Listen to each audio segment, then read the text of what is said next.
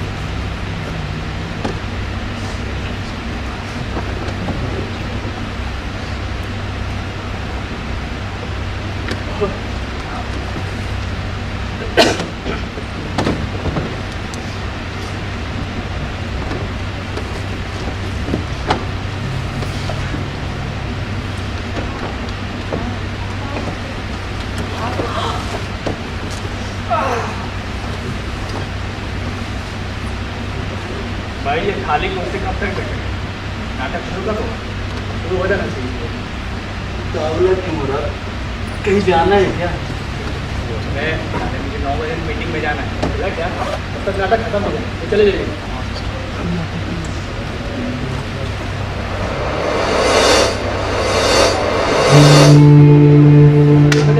शुरू होगा ना?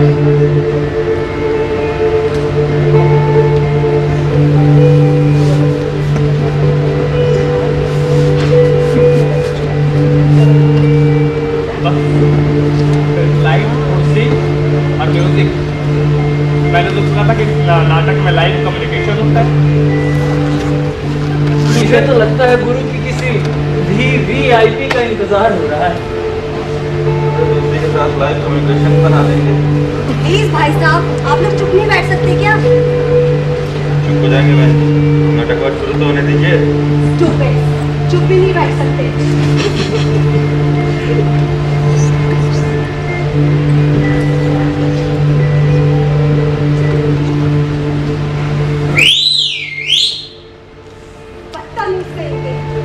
मैं ही उत्तर कहीं चली जाती, यही बेटर रहेगा।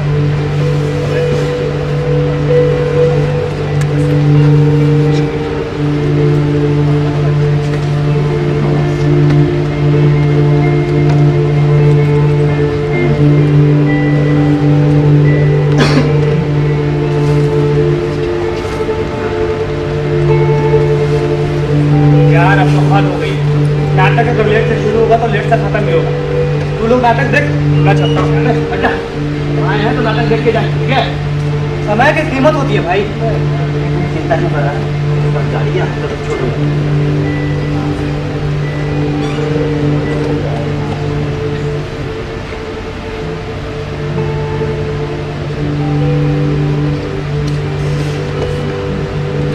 अरे भाई नाटक शुरू करो।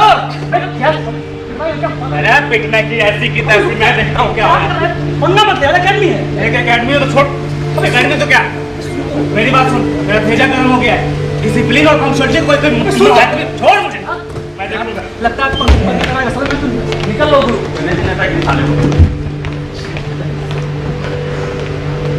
अरे भाई कोई है? हेलो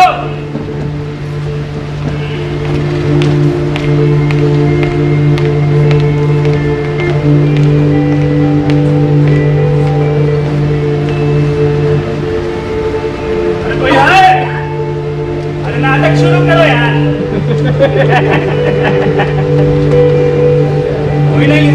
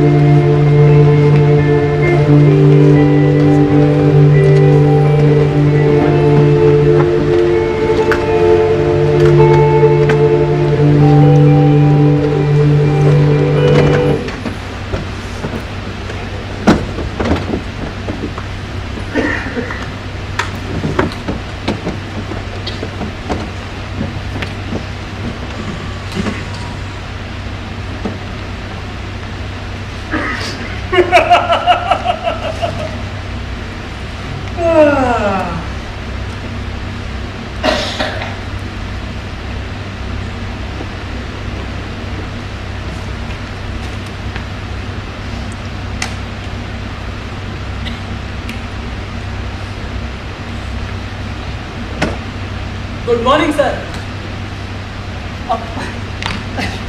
सॉरी सॉरी कहाँ जा रहे हैं? अरे सुनिए ना। अरे नहीं बस सर, बहुत देर से मन खाली था तो मैं सोचा टाइम पास कर लूँगा। हाँ तो आइए ना, टाइम पास करते हैं सर, चलिए। नहीं नहीं आप शुरू करिए। नहीं उतारिए नहीं, पहने रहिए आइए। अरे नहीं मुझसे मेरे बस का काम नहीं है। अरे सर होगा क्यों नहीं होगा, अरे चलिए ना। बात मानिएगा, मुझसे ये सब नहीं होगा। Sir you can not do everything but you can do something. नहीं आइए भाई साहब, अरे मुझसे नहीं होगा। अरे नहीं सर होगा, हम कह रहे हैं आपसे होगा। अरे मैंने किया ही नहीं कभी पहले भाई। अरे तो अब आइए, अब कीजिए, आइए। बैठिए It will be done, sir. It will be done. Done. भाई साहब मेरी बात मानिए, मुझसे नहीं होगा। अरे होगा सर, बैठिए। Just a minute में आ गया।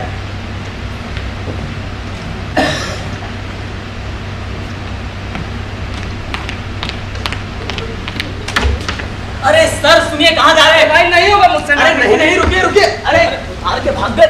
अरे रुकिए, मेरी बात मानिए भाई साहब। पहनिए इसको, पहले। अरे पहनिए, आप पहनिए। मेरी बात समझिए, मुझसे नाटक नहीं होगा। अरे सर होगा, आप ही से होगा, आइए चलिए। अरे भाई साहब सुनिए, मेरी बात मानिए। अरे होगा सर, आप चलिए ना। मैंने कभी कुछ नहीं किया। अरे रमन, हाँ डोंट कर रहा हूँ, आप चलिए। अरे नहीं होगा मुझसे भाई साहब। आप कह रहे थे ना ये लाइव कम्युनिकेशन नहीं हो रहा है, अब होगा सर लाइव कम्युनिकेशन। आइए आप ही से कराएंगे सर, चलिए। मैंने सॉरी बोल दिया भाई साहब। अरे बैठिए, आप जनता के बीच से निकल के आए, अब आप उनके प्रतिनिधि हैं। आप थोड़े घबराए हुए हैं, हाँ? रुकिए, लंबी सांस लीजिए, जल्दी फास्ट लीजिए, होल्ड, छोड़, फीलिंग गुड। ठीक है भाई साहब, लेकिन गुड। अब आप मंत्री हैं। मंत्री? Yes sir. चला।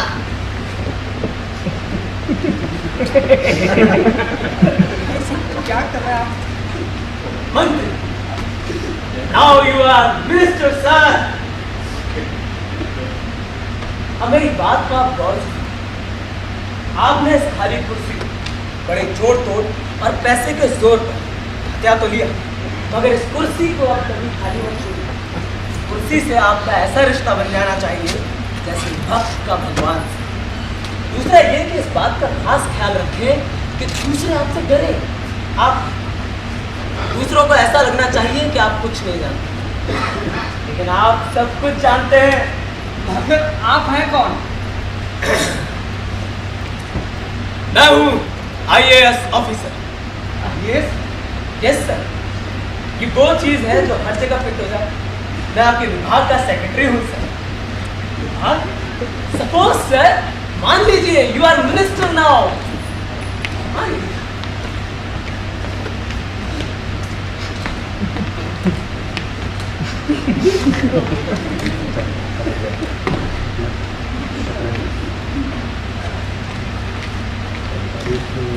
घबराइए नहीं सर, ये फाइलें आपके पास आएंगी, मुसलसल आएंगी, आपको इनकी आदत पड़ जाएगी। देखिए आपके मेज पर ये 2 ट्रे, एक पे लिखा है इन और दूसरी पे लिखा है आउट। इन वाली फाइल को उठाइए और आउट वाली ट्रे में डाल। सिंपल। मुझे क्या करना होगा? आपको कुछ नहीं करना है, नथिंग। लेकिन ये फाइल है बहुत महत्वपूर्ण, ये बेजान नहीं है, बोलती है, और ये जो बोलती हैं वही सत्य माना जाता है। लेकिन सर क्या बोलें क्या ना बोलें, इस बात की खास ट्रेनिंग हमें दी जाती। अच्छा अच्छा, तो राज्य आप चलाते हैं, फिर हम? आप हुक्म देते हैं सर। और हाँ सर, ये फाइलों पर लिखते वक्त एक बात का खास ख्याल रखें, अगर मगर का ज़्यादा इस्तेमाल। अंग्रेजी में इसे इफ एंड बट कहते हैं, और बाकी सर हम आपकी मदद के लिए हम सब संभाल लेंगे। अब देखिए ना सर, ये फाइलें कितनी बेवफा होती हैं। ये जब तक आपके नीचे होती है, आपकी भाषा, आपके ख्याल, आपकी सोच, आपके हुक्म सबकी वफादार होती है। लेकिन जैसे ही ये आपके हाथ से छूटी, एक जहरीले सांप की तरह परत कर डसती है। Sorry sir, I am sorry. तो सर इन पे ज़्यादा भरोसा करना या इनसे दोस्ती करना अच्छा नहीं। दूसरा, सरकारी भाषा कुछ ऐसी होनी चाहिए कि जल्दी से किसी के समझ में ना आए। अब चलिए सर, आज आप अपनी पहली अपॉइंटमेंट के लिए आधा घंटा लेंगे। आधा घंटा में? नो इशू सर, और मैं हम सब संभाल लेंगे। लेकिन अपॉइंटमेंट कैसा, कहाँ? आज आपके 2 अपॉइंटमेंट हैं। पहला लिटरेरी फेस्टिवल का उद्घाटन और दूसरा लिटरेरी क्या है? साहित्यिक सर। मेरा साहित्य से क्या लेना देना है? और वैसे भी मैं अंग्रेजी ज्यादा जानता नहीं। नो सर नो, ये कतई जरूरी नहीं कि आप अंग्रेजी जाने। अब जिन्होंने आयोजन किया है उनका साहित्य से क्या लेना देना। जरूरी बात तो ये है कि आप मिनिस्टर हैं, आप ही के विभाग से इन्हें अनुदान जाता है। आपसे जितनी ज्यादा नजदीकी ये दिखाएंगे उतना ही असर उनका पब्लिक और विभाग के अफसरों पर पड़ेगा। और सर मजे की बात तो ये है कि यही इन्हें आगे अपना काम निकालने में काम आता है। लेकिन फिर भी मैं वहाँ बोलूँगा क्या और किससे बात करूँगा? ये मैं समझता हूँ। भाई द वे वहाँ ज्यादातर अंग्रेजी बोलने वाले ही होंगे। बट नो इशू सर, आपकी स्पीच मैंने लिख दी। इसमें देश, समाज, गरीब आवाम की बात कही है कि नहीं? I'm sorry sir, I'm sorry। I understand sir.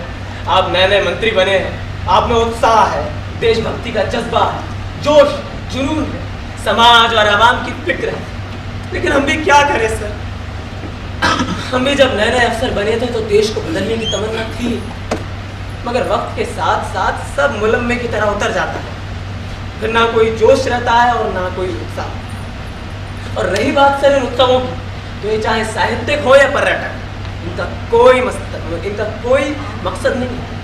ये महज दिखावा है, दिखावा। यहाँ पे लोग दिखावा करने आते हैं। सरकार से अनुदान प्राप्त करने का एक तरीका है। और सर बुलाया भी उन्हें जाता है जिन्हें कोई नहीं बुलाता। सर 5 साल तक जब कुर्सी पे होते हैं ना, किसी भी साहित्यकार या कलाकार से नहीं मिलते। I am sorry. लेकिन जब आप इतना कुछ जानते हैं कि ये सब एक दिखावा है, फिजूल खर्ची है, तो फिर सरकार इन्हें अनुदान देती क्यों है?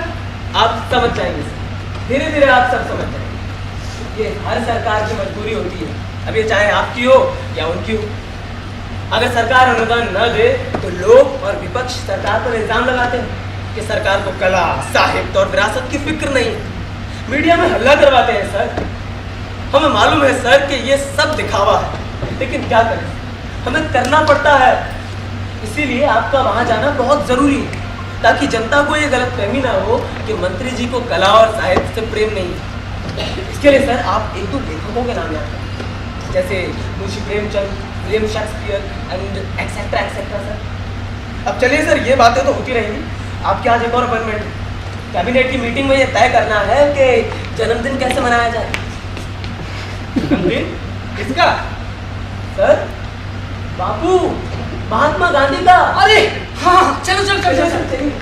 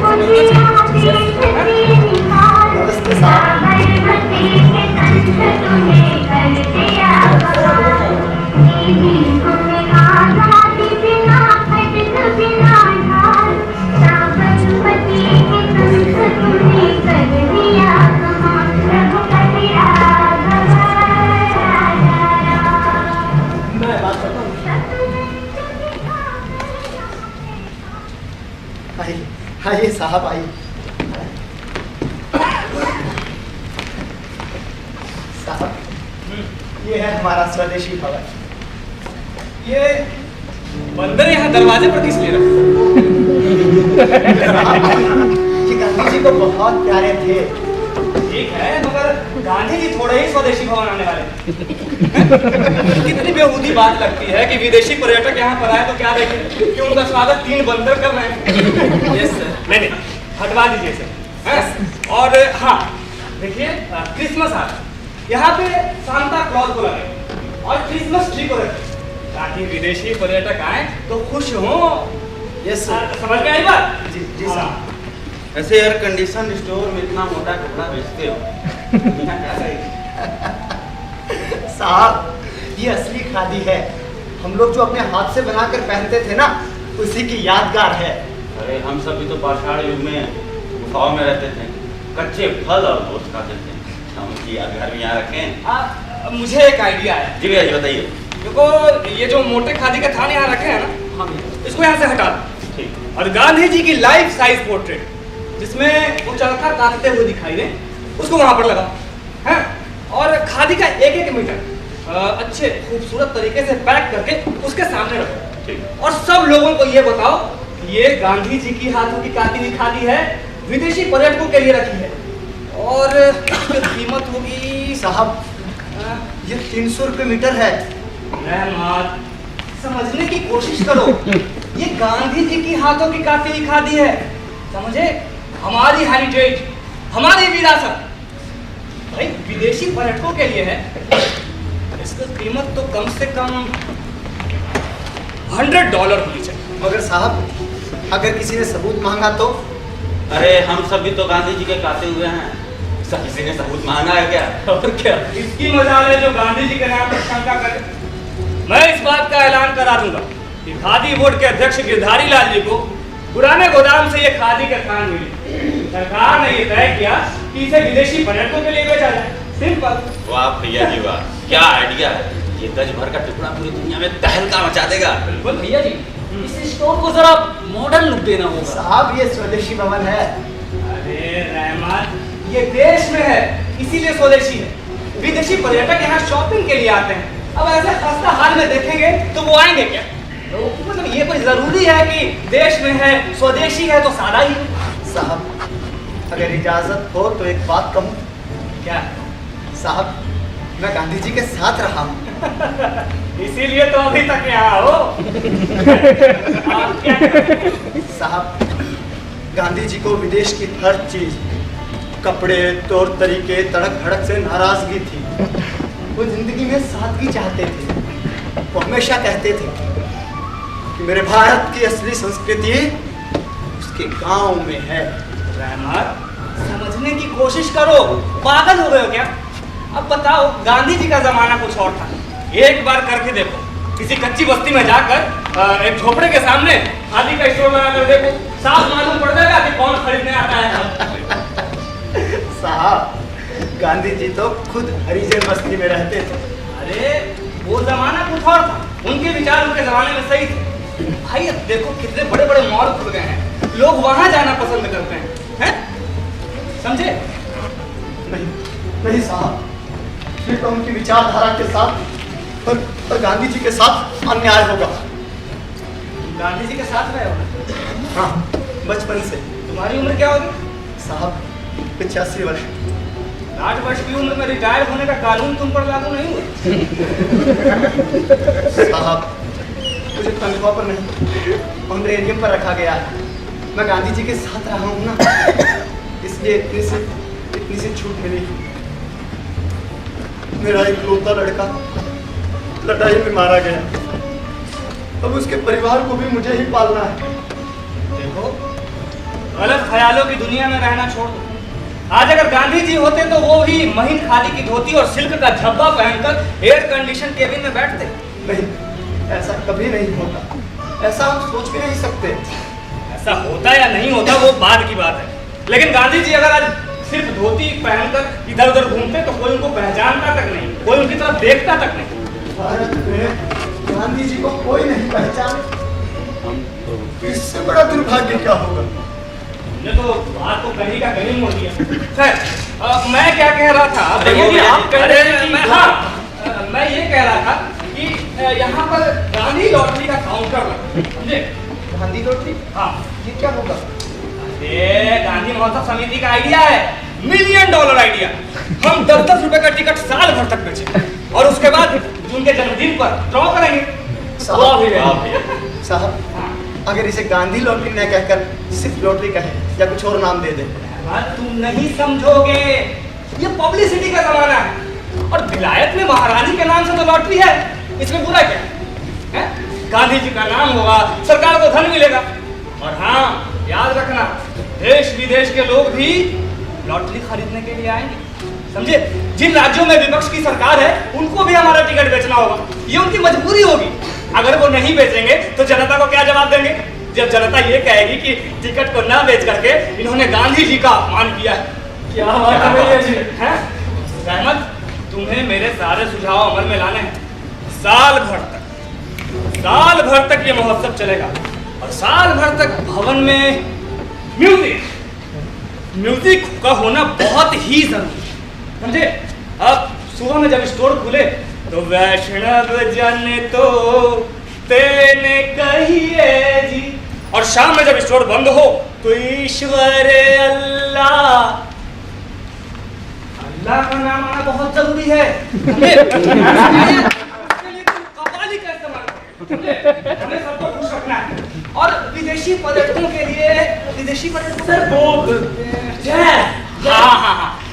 पर्यटकों के लिए जैज का इस्तेमाल करो, समझे? और उससे अगर तुम कर सको तो करो, नहीं तो आजकल बहुत सारे हेरिटेज फाउंडेशन खुले हैं, उनकी मदद दो। शास्त्रीय संगीत, लोक संगीत और जैज तीनों का कंफ्यूजन ठीक बात है यार। साहब, गांधी जी अफ्रीका में रहे थे, वहाँ के कुछ संगीत सुनवा लें।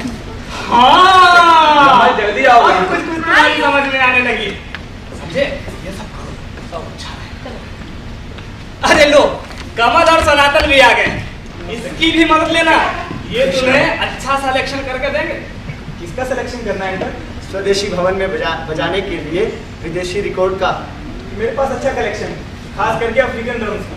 रहमत, हमें गांधी जी की आवाज को इस नई पीढ़ी तक पहुंचाना है। इन्होंने गांधी, नेहरू, पटेल के जमाने को नहीं देखा है।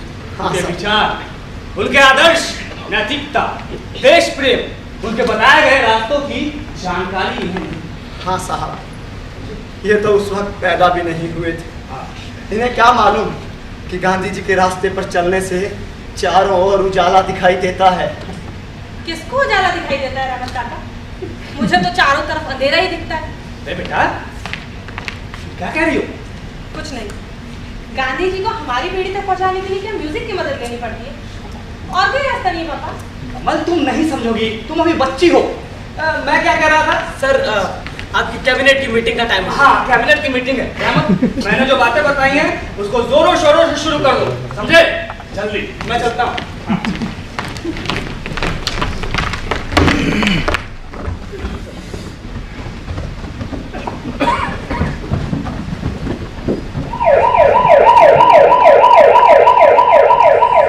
कमल, अभी तुम तुम बच्ची हो। You are 16, going to be 17. अभी तुम गांधी को समझ नहीं सकती। 16 और 17 इन लोगों के पास यही बहाना है। ये बुजुर्ग जो खुद को गांधी जी का भक्त कहलवाते हैं, ये गांधी जी को कितना जानते और समझते हैं ये मैं अच्छी तरह से जानती हूँ और समझती भी हूँ। बेटा तुम सच कह रही हो, ये लोग गांधी जी को नहीं समझते। सफेद टोपी पहनकर भीड़ जुटाने के लिए गांधीवादी होने का दावा करते हैं, अपने स्वार्थों के लिए गांधी जी के नाम का इस्तेमाल करते हैं। अरे गांधी जी ने तो स्वदेशी की बात कही थी, विदेशी कपड़ों की होली जलाई थी, और आज देखते देखते न जाने कितने विदेशी कपड़ों की दुकानें खुल गई। विदेशी संस्कृति की खिलाफत की थी, और आज मुझे जो दिया गया है, वर्तमान में मुझे इसका प्रचार प्रसार करना है।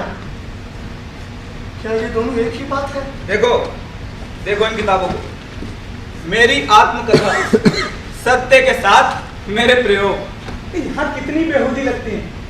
मैंने गांधी जी को देखा नहीं, उन्हें सुना नहीं, पर जहाँ तक मैं जानता हूँ आज के जमाने में गांधी आउटडेटेड हो गए।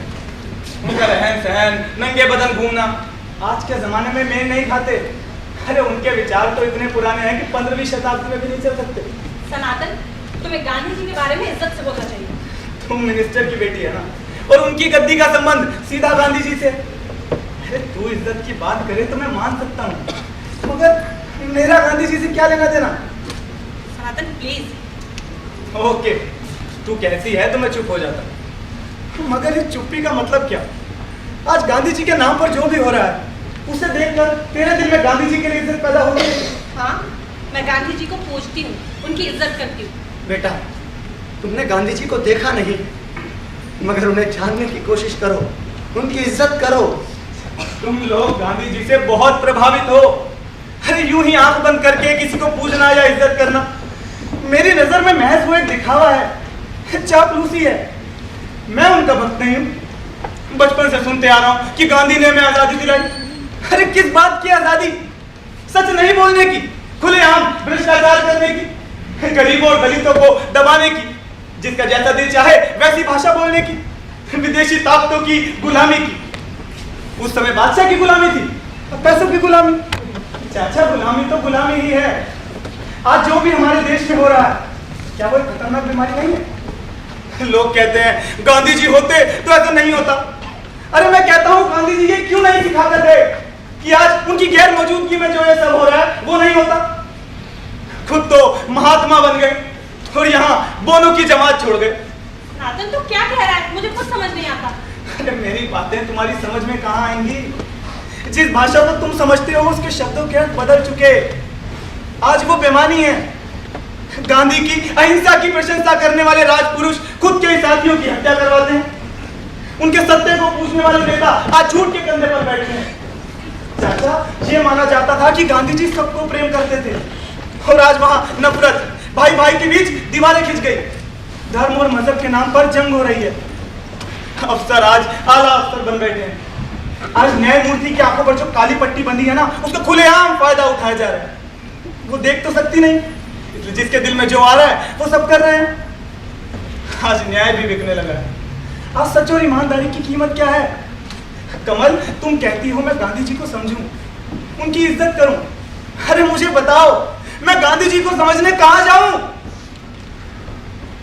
देखो कमल, जिस समाज में हम जी रहे हैं ना, अगर हमें जीना है तो उसी के तरीके से जीना होगा। रहमत चाचा, आज कोई बुड्ढा भूले बैठ के स्वदेशी भवन में आ जाए तो गोरखा उसे दरवाजे से ही निकाल देगा, और कहीं गलती से अंदर घुस जाए तो मैनेजर उसके पीछे 2 आदमी लगा देगा कि जाओ देखो कहीं वो बुड्ढा कुछ उठा ना ले। और कहीं गलती से विदेशी पर्यटक के सामने पड़ गया तो भिखारी समझकर उसको कुछ पैसे दे दें। नहीं बेटा, ऐसा नहीं बोलते। रहमत चाचा, ये सच है। आज स्वदेशी भवन में गांधी जी को शक की नजर से देखा जाएगा। हाँ बेटा, तू सच कहता है। आज गांधी जी के कोई पाँव में नहीं छुएगा। ऐसा क्यों कहते हो काका? यहीं पर देख लो, गांधी जी की तस्वीर सामने लगी है। जो कोई आता है हाथ जोड़कर सर झुकाता है, अगरबत्ती जलाता है। नहीं, मैं ये नहीं मान सकती कि लोगों के दिल में गांधी जी के लिए इज्जत नहीं है। इज्जत है, प्रेम है। बस हम उनके पाँव छूकर नहीं दिखा सकते क्योंकि वो हमारे पास नहीं है। अगर गांधी जी आज हमारे साथ होते तो सब उन्हीं के बताए रास्तों पर चलते। कमल, ये सब सुनहरे ख्वाब हैं। गलतफहमी में रहना बंद कर। अच्छा रहमत चाचा, एक बात बताइए, आपको विदेश जाने का चांस मिला कि नहीं? अरे कोई गांधी जी पर आत्मकथा छपवाने के लिए विलायत जा रहा है, तो कोई उन पर नृत्य नाटिका लेकर न्यूयॉर्क जा रहा है। नृत्य नाटिका ये कैसे बनाएंगे? देखा तो नहीं, सुना है। डांडी मार्च में नाचते हुए दिखाया है।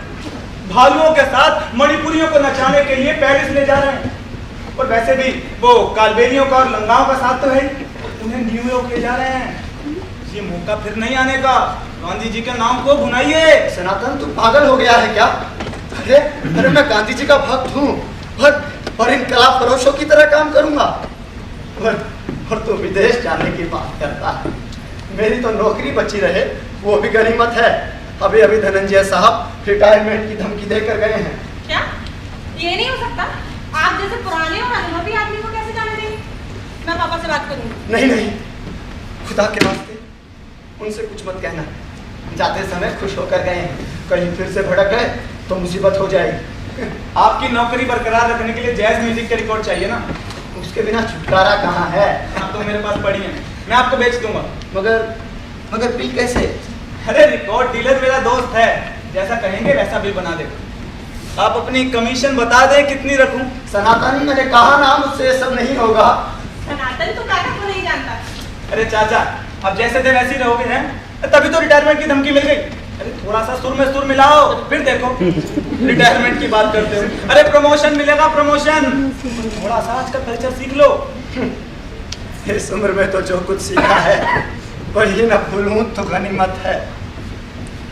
अभी बेटा तुम जाओ, मुझे बहुत काम करने हैं। पर्यटन मंत्री आने वाला ही होगा ये देखने के लिए कि यहाँ पर्यटकों को कैसे लाया जाए।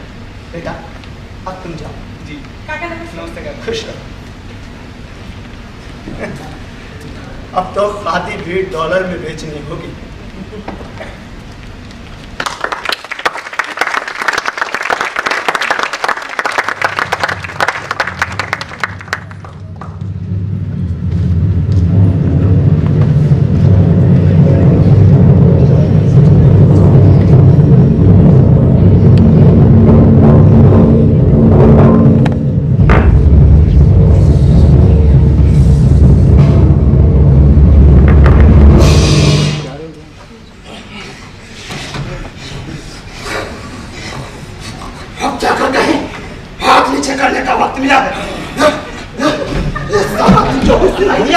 उसे देखने का बहुत मन किया। गांधी जी के हाथ की काती हुई खादी का झूठा ऐलान किया गया।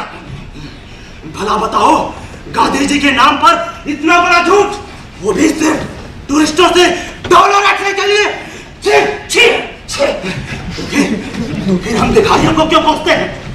वो तो बेचारे पेट की आग बुझाने की खातिर झूठ बोलते हैं। विदेशी संगीत, टूरिस्टों को खुश करने के लिए विदेशी संगीत बजाया जाए। अरे शास्त्रीय संगीत तो जैसे कानों को अच्छा ही नहीं लगता। और तो और विदेशी कंपनियों की चीजें बेचने का हुक्म दिया गया है, जेवरात बेचने को कहा गया।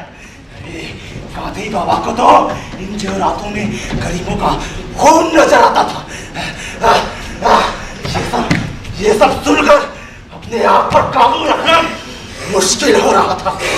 ऐसा मन कर रहा था, इतनी खुजली हो रही थी कि एक तो लगा ही दूं। हाँ नहीं तो लेकिन तभी गांधी जी की तालीम आंखों के सामने आ गई। हाँ कैसे उठा सकता था? तो बेबस सब कुछ सुनता रहा। अच्छा है, तू देख नहीं सकता, वरना हाथ उठाने की बात नहीं करता। अरे शाम के मारे मर ही जाता। आया हाथ उठाने वाला। ना जाने ऐसे कितने भिखारी पड़े हैं जो आज झूठ बोल के अमीर बन गए। लेकिन तू नहीं समझेगा। ये डॉलर की ताकत है, डॉलर की। सब उसी के हुक्म पर नाच रहे हैं। नाच बंदरिया नाच, तुझे $1 मिलेगा।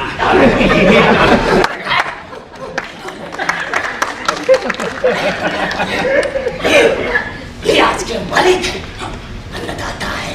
अरे तो खुशकिस्मत है जो देख नहीं सकता। आज हमारी सारी जिंदगी, चाहे वो साहित्य हो, कला हो, संस्कृति हो, संगीत हो, भाषा हो या हमारा रंगमंच, उसका एक एक पल इनकी खुशी के लिए गिरवी रख दिए गए हैं। नहीं, यहाँ तक की सड़कें हो, मीनार हो, इमारतें हो, पहाड़ हो, नदियां हो, जंगल हो, आदिवासी विरासत हो, हमारी कल्चर, सब कुछ इनकी खुशी मात्र के लिए भर के रह गए हैं। जैसा ये चाहे वैसा हम करें। क्या करें?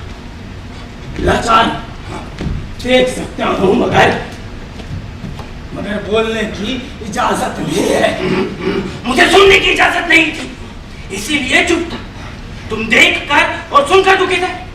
जरा सोचो, क्या गांधी जी को यह मालूम था कि आज के आने वाले जमाने में किस तरह की भाषा का संसद विधानसभा नेता इस्तेमाल करेंगे?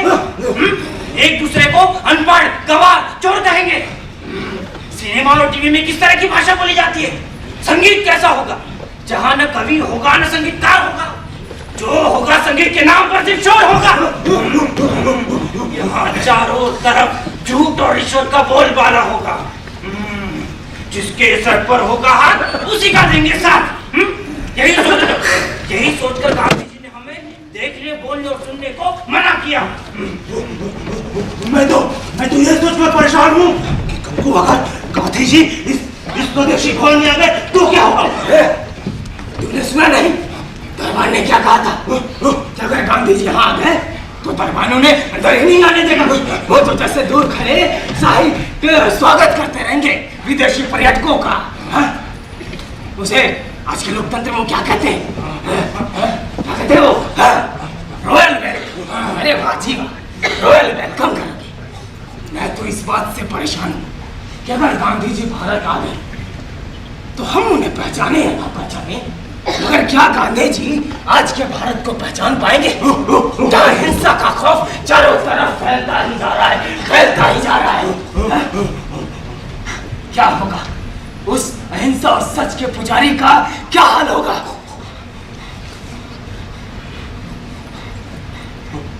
तू सच कह रहा है? जिन राजाओं की उन्होंने खिलाफत की, आज ये बड़ी बड़ी और आलिशान बिल्डिंगें देखकर उन्हें ताज्जुब नहीं होगा। इस आजाद भारत में इतने सारे राजा कहां से पैदा हो गए? अरे जिन विदेशी कपड़ों की होली जलाकर उन्होंने मनाई थी, आज उन्हीं को दुकानों में सजा देखकर वे क्या सोचेंगे?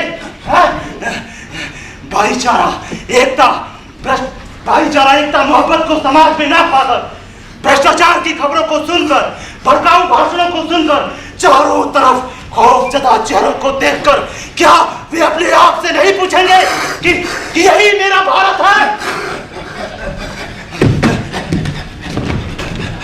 आज मुझे मालूम हुआ कि गांधी जी ने हम दिनों को ही क्यों चुना। क्यों? उन्हें अच्छी तरह से मालूम था कि जो हालात हम अपनी चारों तरफ देख रहे हैं, जहां चापलूसी, अश्लीलता और झूठी भाषा का इस्तेमाल अपनी रोजमर्रा की जिंदगी में सुन रहे हैं, जहां सच की कोई कदर नहीं, ईमानदारी का नामो निशान नहीं, शायद हम बगावत पर उतर आते। गांधी जी खून खराबे के शक खिलाते, उन्हें हम पर भरोसा था कि हम कभी ऐसा नहीं करेंगे। इसीलिए गांधी जी ने हम ही को हुक्म दिया, न देखो, न बोलो, न सुनो। ठीक है, हम तीन न देखे, न बोले, न सुने, मगर और भी तो है। उन्हें क्या मजबूरी है? देख रहे हैं, सुन रहे हैं, फिर बोलते क्यों नहीं? उन्हें तो बगावत से मना नहीं किया किसी ने। सब लोग चूहा दौड़ में शामिल है। दौड़ लगी एक से बढ़कर एक होने की। इनके पास सोचने समझने का वक्त नहीं। जिस गांधी जी को हमने जाना, जिस भारत की तस्वीर हमने बनाई थी, जो सपना हमने देखा था, वो आज की परिस्थिति से बिल्कुल अलग है। ये वो भारत नहीं, ये वो सपूत नहीं, वो लोग और थे, वो जमाना और था। आज हम सामान्यता के युग, द एज ऑफ मीडियोक्रिटी में जी रहे हैं। ये सब लोग बोले, ये समाज एक हमाम की तरह है जहां सब नंगे हैं, कोई उद्देश्य नहीं, कोई मकसद नहीं, कोई मंजिल नहीं, सब दिखावा है, बेईमानी है, तमाशा है। ये तमाशा हमें ऐसे ही देखते रहना होगा।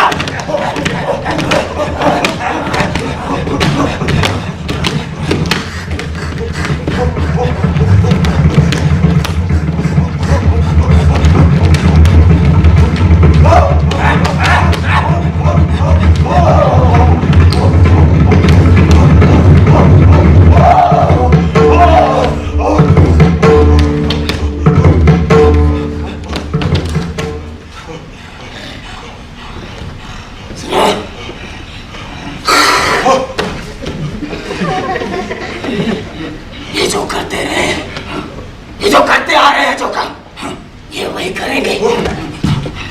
हम इन बातों में ना पड़े। गांधी जी ने, बापू ने हम पे भरोसा करके जो काम हमें सौंपा है, हम वही काम करेंगे। चलो अपनी अपनी जगह पर चलते हैं। चलो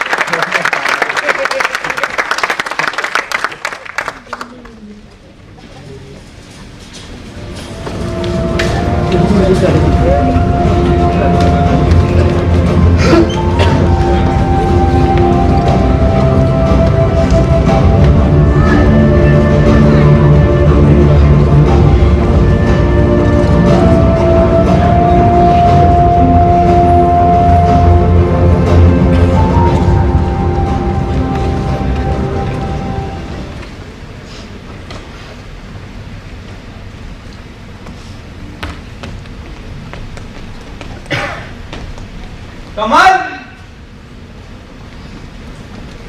कमल,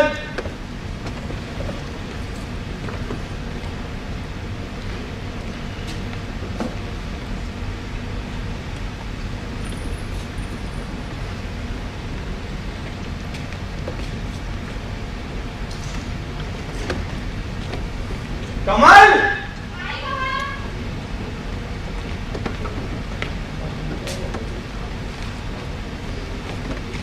ये खबर क्या सच है? तूने नहीं सुना? प्रोफेसर वेंकट राघवन की गाड़ी में बम रखा गया था, मगर भगवान की दया से वो बच गए। हाँ, मैंने न्यूज़ में देखा। मतलब मैं नहीं जानता कि गांधी जी आ रहे हैं या नहीं, मुझे यकीन भी नहीं होता। मगर एक बात है, उनके आने की खबर सुनकर सब कांप उठे हैं। सरकार, विपक्ष, बिजनेस वाले, भूमाफिया, सब कोई, ईच एंड एवरीवन। सनातन, तुम्हें गलतफहमी है। कोई कभी ये मानने को तैयार नहीं हो सकता कि गांधी जी वापस आ रहे हैं। ऐसा नामुमकिन है। उनका दाह संस्कार कर दिया गया, हजारों ने देखा, उनकी समाधि बन गई, और फिर खुद प्रोफेसर वेंकट राघवन ने साफ तौर पर कहा है कि वो एक यंत्र मानुष है। फिर भला कोई यंत्र मानुष जिंदा आदमी की तरह तो नहीं हो सकता ना। लेकिन हाँ, जिस जोश के साथ ये लोग उनका जन्म दिवस मना रहे हैं, तुम्हें नहीं लगता कि अगर गांधी जी सचमुच वापस आ भी गए तो सब बहुत प्यार से उनका स्वागत करेंगे? कमल, साइंस ने बहुत तरक्की की है, क्या कुछ नहीं हो सकता। कोई ताज्जुब की बात नहीं कि ये यंत्र मानुष सिर्फ गांधी जी की तरह दिखता ही ना हो, बल्कि उसकी चाल, आवाज सब गांधी जी की तरह हो। हम लोगों ने ये जो दुनिया बनाई है ना, उसकी बुनियाद घोर झूठ पर टिकी है। गलती से कोई सच्ची बात मुंह से निकल जाती है तो ये उसे मानने को तैयार नहीं, और सच्ची बात यूं ही दीवारों से टकराकर खत्म हो जाती है। आज तो उनका जमाना है जो झूठ को 100 बार दोहराते हैं तो वो सच बन जाता है। ना जाने कितने सच। सनातन, ये तुम्हारा वहम है। नहीं, मैं नहीं मानता। अरे गांधी जी के नाम पर जो भी हो रहा है वो महज एक दिखावा है कमल। मेरा तो गांधी जी में सिर्फ एक ही इंटरेस्ट है, उस शख्स से सब कोई डर के मारे थर थर कांपते थे, इसलिए उसमें कोई विशेष बात तो जरूर होनी चाहिए। हम लोगों ने सुनी सुनाई बातों पर जो उनकी तस्वीर बनाई है ना, वो उनकी सच्ची तस्वीर नहीं लगती। गांधी जी इससे बिल्कुल अलग होने चाहिए, समथिंग डिफरेंट। सनातन, आज से सिर्फ 70 साल पहले ही गांधी जी हमारे साथ थे। तुम तो ऐसी बातें कर रहे हो जैसे वो सदियों पहले हुए हो। कमल, यकीन नहीं होता मगर ऐसा लगता है जैसे गांधी जी और हमारे बीच सदियों का फर्क पड़ गया। सनातन, जी अंकल। तूने सुना? क्या? संत दिलावर सिंह सड़क पार कर रहे थे तो उसे किसी ट्रक ड्राइवर ने टक्कर मार दी। क्या पापा? वो भी हॉस्पिटल में है। कमल, मैं तुमसे बाद में मिलूंगा, अगर इन्होंने मिलने दिया तो। सनातन सुनो तो, सनातन रुको, मैं भी। कमाल! चला गया।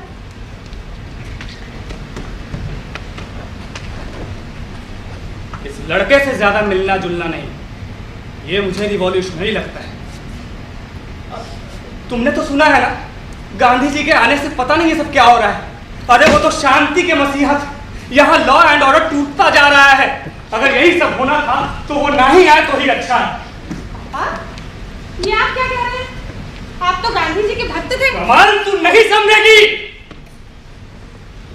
मैं नहीं समझूंगी। हाँ, वैसे भी मेरी समझ में कुछ आता कहाँ है। लेकिन पापा, एक बात बताइए, संत दिलावर का एक्सीडेंट कैसे हुआ? और प्रोफेसर वेंकट राघवन की गाड़ी में बम किसने रखा? ये सब कैसे हुआ पापा? बताइए, मुझे कुछ समझ नहीं आ रहा। तुझे समझने की जरूरत ही क्या है? मुझे समझने की जरूरत ही क्या है? मैं तो बच्ची हूँ। जो कुछ हो रहा है उसे बस देखते रहना, सवाल करना मेरा काम नहीं। जो कुछ हो रहा है उसके खिलाफ सिस्टम को बदलने के लिए जब भी आवाज उठाई जाती है तो यही जवाब मिलता है कि ये तो सदियों से चला आ रहा है और ऐसे ही चलेगा। पापा, मैंने अपने दिल में गांधी जी की जो तस्वीर बनाई थी वो अब धीरे धीरे मिटने लगी है। और इसके साथ साथ मैं भी बदल रही हूँ। ये सब उस रिवॉल्यूशनरी छोकरे का असर मालूम पड़ता है। तू अच्छे तरीके से जानती है कि हम सब गांधी जी के ही शिष्य हैं। आजादी की लड़ाई लड़ने में और सत्ता के बाद राज्य करने में बहुत फर्क होता है। कई चीजें बदल जाती हैं, कई एडजस्टमेंट करने पड़ते हैं। तो करिए एडजस्टमेंट। मुझे भी अब ऐसा लगने लगा है कि मुझे भी एडजस्टमेंट करना ही होगा। लेकिन मैं तो अभी तक यही तय नहीं कर पाई कि मैं सनातन को प्यार करती हूँ या नहीं। हाँ, मैं ये कह सकती हूँ कि मैं सनातन को प्यार करती हूँ। कमल, रुक जा। तू अभी गुस्से में है बेटा? पापा, मुझे और बहस नहीं करनी है, मैं जा रही हूँ। कहाँ? हॉस्पिटल। मेरी राह मत देखना। क्या तुम घर छोड़कर जा रही हो? नहीं, इतनी हिम्मत तो मुझ में नहीं है। और मैं नहीं जानती कि सनातन में भी हिम्मत है या नहीं। मैं बस इतना जानती हूँ कि मैं जिंदगी को अपने तरीके से जीना चाहती हूँ। आज तक आपके आदर्शों को तोते की तरह रटा, कॉन्वेंट में पढ़ी, एयर कंडीशन कमरों में बैठकर गांधी जी की किताबें पढ़ी। अरे जिन हरिजन बस्तियों की आप बात करते हो उन्हें देखने तक की हिम्मत नहीं हुई। गरीबी क्या होती है समझ ही नहीं सकती, बस यूं ही गरीबी की बातें करते रहे। लेकिन पापा, अब मुझे ये झूठी जिंदगी नहीं चाहिए। और मुझे आप वाले गांधी जी भी नहीं चाहिए। मैं अब जिंदगी को अपने नजर से देखना चाहती हूँ, अपने तरीके से जीना चाहती हूँ। कमल, कमल, बेटा रुक जा। अरे सोनी, सोनी, अरे जल्दी आ। क्या हुआ? अरे देख कमल को, वो गुस्से में गई है। आजकल तो सब गुस्से में है, किस किस को रोकोगे? क्या मतलब? और ये क्या पहन रखा तुमने? ये बदलाव कैसा है? मीराबाई बनना है क्या? ना, इतनी पवित्रता तो मुझ में नहीं। सुन रही हूँ गांधी जी वापस आ रहे हैं, इसलिए बदलने की कोशिश तो करनी ही होगी। सुनो, केवल खादी पहन लेने से काम नहीं चलेगा, अपने हाथों ही काटनी हो। अरे बेवकूफी की बातें बंद करो। देखो, फ्रांस के टूरिज्म मिनिस्टर और उनकी पत्नी दोपहर को खाने पर आ रहे हैं, तुम्हें उनको रिसीव करना है। और क्यों? आज ब्यूटी पार्लर नहीं गई? हाँ, नहीं, और जाऊंगी भी नहीं। मैं सादगी और सच्चाई से अपनी जिंदगी बिताना चाहती हूँ। जैसी मैं आज हूँ वैसी तो बापू के सामने खड़ी भी नहीं हो सकती। इतना तो बदलना ही होगा कि जब वो यहाँ आए तो उनके सामने खड़े होने की हिम्मत तो कर सकूं। Soni please stop this nonsense. अरे मेरी इज्जत का सवाल है।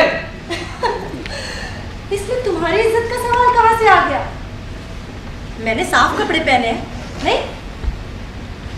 कोई बिकनी तो नहीं पहनी है?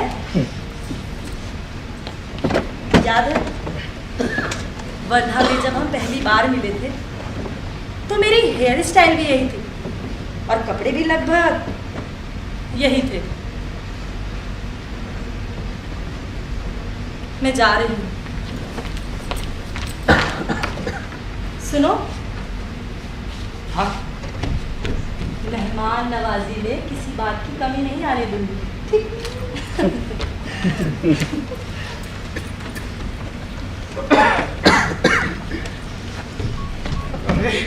ये सब क्या हो रहा है? या तो मैं पागल हो गया हूँ या ये सब पागल हो गए हैं। क्या हो गया धनंजय? कमल दिलावर सिंह को देखने हॉस्पिटल गई और सोहनी फिर से सादगी में रहना चाहती है। खबर है संत बच गया। क्या? हाँ, वो अभी खतरे से बाहर है। बस 15 दिन हॉस्पिटल में रहना होगा। कुछ समझ में नहीं आता क्या होने वाला है। अरे गांधी जी के आने की खबर ने तो तहलका मचा दिया है। सनातन को न जाने क्या हो गया है। सोहनी ने अपना रंग रूप बदल लिया है। अरे अभी तो केवल कमल और सोहनी बदले हैं, कल सारा देश बदल जाएगा। तब क्या होगा? कुछ सोचा है? क्या हम ये नहीं जानते कि उस बुढ़े में कितनी ताकत है? जब सब कुछ बदल ही जाएगा तो हमें किस बात की चिंता? किस बात की चिंता? तुम भूल गए हम सब ने मिलकर गांधी जी के नाम को हर तरफ से एक्सप्लॉइट किया है। अपने स्वार्थ के लिए, अपनी हैसियत बनाने के लिए न जाने कितना झूठ बोला। लोगों को ये बताने की पूरी कोशिश की उनके सबसे बड़े भक्त हम थे। जो दावे हमने किए कितने सच कितने झूठे थे सब मालूम हो जाएगा। फिर गांधी टोपी पहनकर उनकी तस्वीर के सामने गांधीवादी बनकर भीड़ नहीं जुटा पाएंगे। कोई भी हमें इस दुकानदारी का फायदा नहीं उठाने देगा। ये आप क्या कह रहे हैं?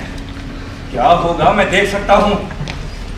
जब गांधी जी आएंगे तब जो कुछ भी उनके नाम से हुआ होगा वो उसका हिसाब मांगेंगे।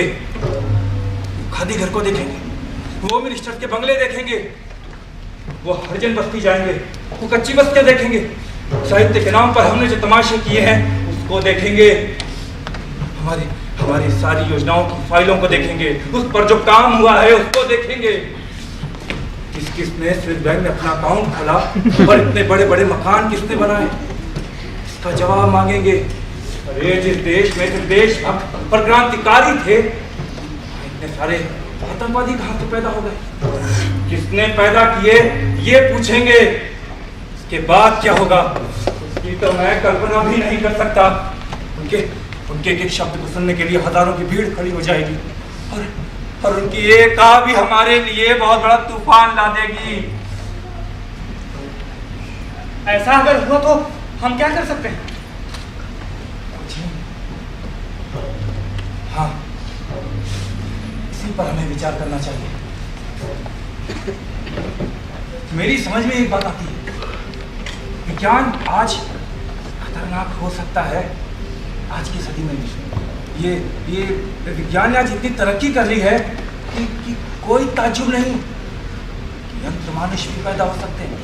हमें प्रोफेसर वेंकट राघवन के इस दावे को कि गांधी जी यंत्र की शक्ल में पैदा हो गए हैं झूठ साबित करना होगा। ये पूछना होगा कि क्या वो वाकई में गांधी जी है?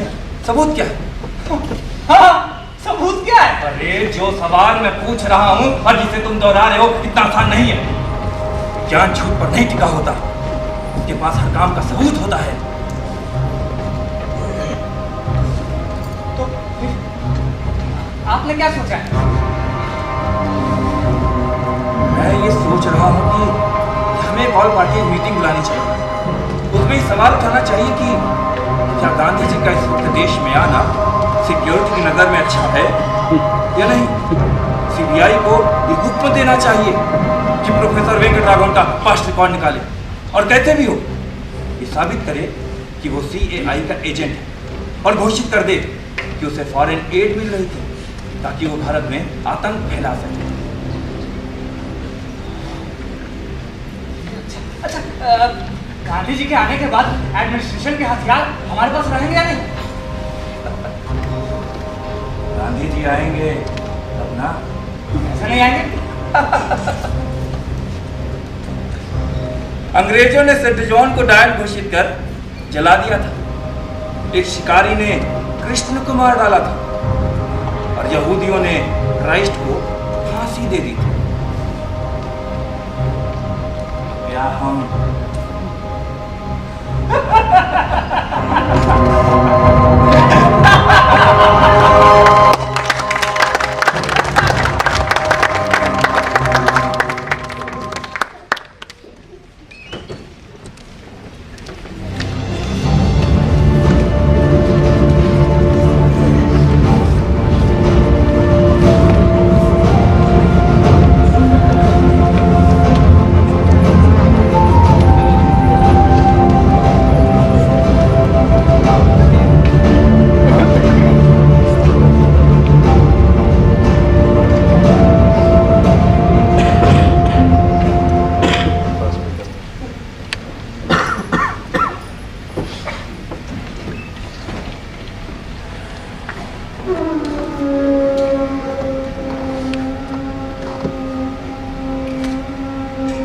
बाबा, अब आपकी तबीयत कैसी है? रहमत, मौत के इतना नजदीक पहुंच गया था कि जिंदगी को दूर से देख सकता हूँ, मगर अब जिंदगी के पास जाते हुए घबराहट। ऐसा नहीं कहे बाबा, आपके प्रवचनों में आपने हमेशा हिम्मत की बात की।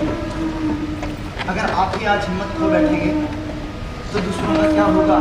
हाँ बाबा, जिंदगी भर मैंने सेवा और हिम्मत की बात की, मगर आज ये दोनों मुझे मृगजाल ही लगते हैं। बाबा, ये आप क्या कह रहे हैं? बेटा, आज मैं शायद पहली बार सच बोल रहा हूँ और आज मुझे इस बात का एहसास हो रहा है कि गांधी जी के आने की खबर से हमारे नेता जो डर गए वो सच्चा डर है, दिखावा नहीं है। हाँ बाबा, मुझे भी ऐसा एहसास हो रहा है कि सब डरे हुए हैं। बाबा, आपकी तबीयत तो ठीक है? कहीं एक्सीडेंट की वजह से? अभी तक तो दिमाग ठीक है, मगर मुझे जो सच्चाई दिखाई दे रही है उसे तो कहना ही होगा। क्या कहना चाहते हैं? बेटा, सच्चाई यही है कि इस वक्त गांधी जी ना आए तो ही अच्छा है। उनके आने से जो हाल हम सबका होगा वो तो होगा ही, मगर गांधी जी का क्या होगा मुझे तो इसकी फिक्र है। गांधी जी के आने का डर आप जैसे संत को भी है बाबा। मेरे जैसा संत, उन्हें सबसे ज्यादा दुख तो मेरे जैसों को देख कर ही होगा। बाबा, आपकी ये बात मेरी समझ में नहीं है। किसी के दिल में अगर गांधी जी के लिए सच्चा प्रेम है तो आप और रहमत चाचा जैसे कुछ ही लोग तो हैं। आपको देखकर उन्हें दुख होगा, ऐसा क्यों? बेटा, रहमत की बात और है, उसकी मजबूरी की वजह से उसे माफ कर देंगे, मगर मुझे तो जनता ने कई वर्षों से संत मानकर पूजा है, इज्जत दी है, मेरे जन्मदिन पर सभाएं की। बाबा, आप पूजनीय हैं। आपके दिल में गांधी जी के लिए सच्ची श्रद्धा है। आपने कभी भी अपने को संत नहीं माना। सभाओं में आप कभी नहीं गए, बल्कि दूर किसी छोटे से गांव में गरीबों की सेवा करते रहे। उन्हें सत्ता का नशा चढ़ा हुआ था, मुझे सेवा का। नहीं बाबा, ऐसी बात नहीं। आपकी सच्चाई, सादगी और ईमानदारी की वजह से लोग आपकी इज्जत करते हैं। उन्होंने आपको गांधी जी का वारिस माना है। यही तो मुझे गलत फहमी थी। मैं ये सोचने लगा कि मैं सबसे बड़ा हूँ। मैं अपने आप को अवतार समझने लगा। सभाओं में जाना, माला पहनना, भाषण देना, ये सब मेरे लिए फिजूल की बातें थी। मगर सच्चाई ये थी कि सभाओं में न जाकर भी मैं इस बात की पूरी कोशिश करता कि मैं और नेताओं से बड़ा बनूं। और जनता ने मुझे संत का रुतबा दे दिया। जनता ने नहीं बाबा, आप सचमुच संत हैं। मैं भी ऐसा ही मानने लगा था बेटा। सत्ता का नशा तो सबकी समझ में आता है, मगर संत बनने का नशा दूसरी तरह का होता है। उस नशे में आदमी बेखबर नहीं होता। वो धीरे धीरे सचमुच में अपने आप को महान आदमी, अवतार समझने लगता है। मैं भी यही समझता था कि गांधी जी का स्वरूप मुझ में ही है। मैं इसी नशे में चूर था कि मैं उनका ही अवतार हूँ। नशा नहीं था बाबा, हकीकत थी। हमें और जनता को आप में गांधी जी की वाणी, उनकी सच्चाई और उनकी तस्वीर नजर आती थी। हाँ, ये गलतफहमी थी बेटा, बहुत बड़ी भूल। तुमने तो गांधी जी को देखा नहीं, मगर जिन्होंने देखा वो भी गांधी जी की वाणी, गांधी जी के विचार को सही तौर पर समझ नहीं पाए। क्यों रहमत, ठीक है ना? हाँ बाबा, अगर समझ जाते तो ऐसी बातें नहीं हो जो आज हो रही। उनकी सच्चाई, सादगी में बहुत ताकत थी। कुछ लोग तो ऐसे भी थे जिन्हें गांधी जी के विचार खतरनाक नजर आते थे। अब जो गांधी जी वापस आ रहे हैं तो उनके लिए खतरा और बढ़ गया। नेताओं का सिंहासन हिलने लगा, मगर मेरा भी आसन डोलने लगा। बाबा, आपने कभी आसन की परवाह की क्या? सनातन, झूठा दिखावा करके जो आसन मैंने बनाया, मुझे मालूम है वो कितना बड़ा है। जनता मुझे संत मानती है। मेरी बातों से राष्ट्रपति और प्रधानमंत्री दोनों डरते हैं। वो अच्छी तरह से जानते हैं जो भीड़ वो अपने भाषणों से इकट्ठी नहीं कर पाए, मैंने सेवा से उनसे ज्यादा भीड़ इकट्ठी की है। बाबा, तो इसमें हर्ज क्या है? वैसे देखें तो कोई हर्ज नहीं। राजनेता और संत भीड़ से ही माने और पूजे जाते हैं, मगर भीड़ जुटाने में हमने वक्त गंवाया, काम नहीं कर सके। लोगों को मुझसे आशा थी, मगर मैंने सिर्फ आदेश दिए। नैतिकता और मूल्यों की जानकारी चाहिए, मैंने सिर्फ उन्हें नारे दिए।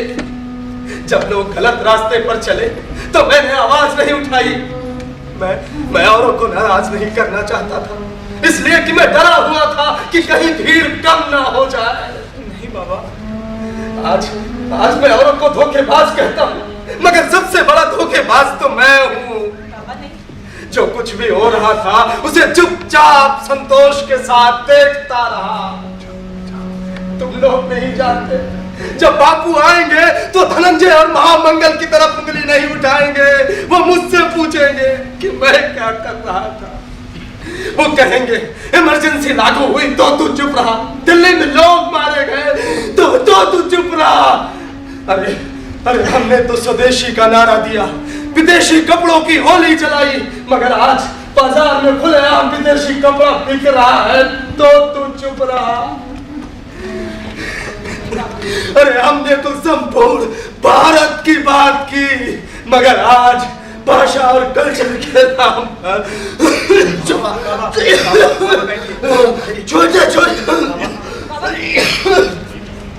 बलात्कार, भ्रष्टाचार, रिश्वतखोरी, ये सब खुलेआम हो रहा है और तू चुप रहा। जब गांधी जी आएंगे और मुझसे पूछेंगे दिलावर ये सब तुमने कैसे होने दिया, मैं क्या जवाब दूंगा? मैं क्या जवाब दूंगा?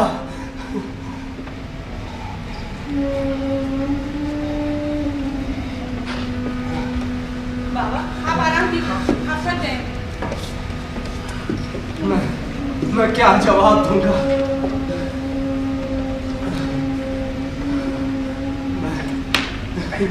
बाबा, इसका जवाब किसके पास है? किसी के पास भी तो नहीं। मैंने जब कभी भी अपनी आवाज उठाने की कोशिश की तो मुझे चारों तरफ यही शब्द सुनाई दिए कि मैं लाचार था, मजबूर था, डरा हुआ था कि कहीं जो भीड़ इकट्ठी की है वो चली न जाए, जो पॉपुलर इमेज बनाई है उसे खो न दूं। बाबा को बोलने दे, उनका जी हल्का होगा और शायद हमें कोई रास्ता मिल जाए। बेटा, मैं बहुत दिनों तक इसी गलतफहमी में रहा कि मैं तुम लोगों को रास्ता दिखा सकता हूँ, मगर मैं खुद अपने लिए रास्ता ढूंढ रहा था जो आज मुझे मिल गया। वो कौन सा रास्ता है बाबा? गांधी जी के आने की खबर से बहुत सारे लोग घबरा उठे। वो प्रोफेसर वेंकट राघवन और मेरे जैसों को रास्ते से हटाना चाहते हैं, मगर मैं भी उतना ही डरा हुआ हूँ। मुझ में हिम्मत नहीं कि गांधी जी के सामने जा सकूं। इसलिए मैं उपवास का रास्ता लेना चाहता हूँ। आज से मैं उपवास करूंगा। बाबा, उपवास? हाँ बेटा, मैंने तय कर लिया, ये सच्चा उपवास है, पहले की तरह दिखावा नहीं। उस दिन का इंतजार नहीं कि गांधी जी आएंगे और मौसमी का जूस पिलाएंगे। बाबा, आपके बिना हम सबका क्या होगा? बेटा, तुम खुशकिस्मत हो कि तुम लोग उन सब पाखंडियों के टोले में नहीं हो जिन्होंने गांधी जी की पूजा का दिखावा किया, अपने स्वार्थों को पूरा किया। तुम नौजवान कोरे कागज की तरह हो। भारत का नया निर्माण तुम ही से होगा। मगर हमें गांधी जी में श्रद्धा नहीं है। श्रद्धा नहीं, इसीलिए तो तुम उनको स्वीकार कर सकोगे। जिन्होंने श्रद्धा का नाटक किया वही तो उनको स्वीकार नहीं कर सके। सनातन बेटा, मैं तुम्हें एक बात और बताना चाहता हूँ। कहिए बाबा। बेटे, हम नई पीढ़ी को दोष देते रहे, दोष दरअसल में हमारा ही है। हम कहते रहे तुम लोग मूल्यों को भूल गए, तुमने संस्कृति को लजाया, तुम धर्म से दूर हो गए। मगर मुझे तो लगता है कि हमने ही तुम्हारे लिए कोई मूल्य नहीं रहने दिया। आज के जो हालात हैं ये हमारे ही बनाए हुए हैं, इसमें तुम्हारी कोई गलती नहीं। मुझे पूरा विश्वास है कि तुम ही लोग नए मूल्य बनाओगे, नई संस्कृति की स्थापना करोगे। गंगा जमुनी कल्चर जो हमने बर्बाद होने दिया उसे फिर से जिंदा करोगे। एक बात और, ये उपवास आत्मशुद्धि और प्रायश्चित के लिए, ताकि गांधी जी के सामने जा सकूं, उनसे नजरें मिला सकूं। चलो उपवास की तैयारी करें। बाबा, इस टोपी को तो पहन लीजिए, इसके बिना आपको गांधीवादी मानेगा कौन?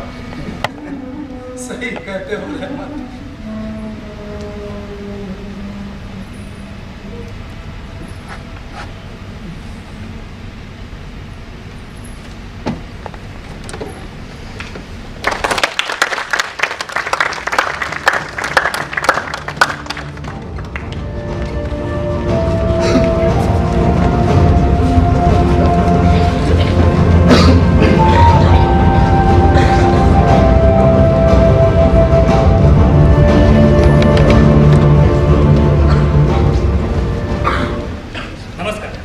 आप सबका बहुत बहुत स्वागत है। जैसा कि आप सभी जानते हैं, आज बहुत खुशी की बात है कि तमाम पार्टीज सारे भेदभाव भुलाकर एक हुई। देखिए, गांधी जी हमेशा एकता की बात किया करते थे, भाईचारा की बात किया करते थे। उनका कहना था कि राजनीति गरीबों के उत्थान के लिए होनी चाहिए, देश की तरक्की के लिए होनी चाहिए। अब मैं ज़्यादा कुछ ना बोलकर अपने पार्टी के सीनियर लीडर महामंगल जी से निवेदन करता हूँ कि वो आज के इस खास बैठक के बारे में आप लोगों को बताएं। महामंगल जी। नमस्कार। यूं तो आए दिन टीवी पर तरह तरह की अफवाहें फैलाई जाती हैं, मगर इस अफवाह ने कि गांधी जी वापस आ रहे हैं सारे देश में आग लगा दी।